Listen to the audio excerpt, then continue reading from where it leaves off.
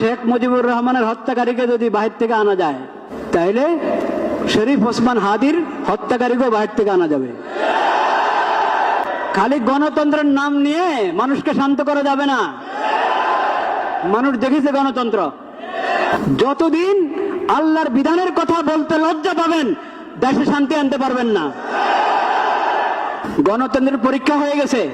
সমাজ এবং সরকার এবং দেশে শান্তি শৃঙ্খলা ফিরে আসতে হলে আল্লাহর বিধান প্রয়োগ করতে হবে। কেসাসের বিধান আল্লাহ যেভাবে দিয়েছেন সেভাবে প্রয়োগ করেন। মামলা ঝুলায় রাখবেন না। মামলা ঝুলায় রাখা এটা ইংরেজদের সভ্যতা। ইংরেজদের আইনের কারণে এরকম মামলা ঝুলিয়ে থাকে। ইসলামী পদ্ধতিতে আসেন, কোনো মামলা ঝুলে থাকবে না।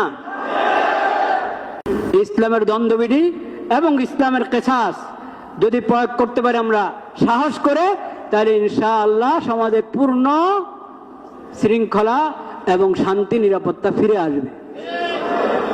আল্লাহ রাব্বুল আলামিন সেই তৌফিক নসিব করেন।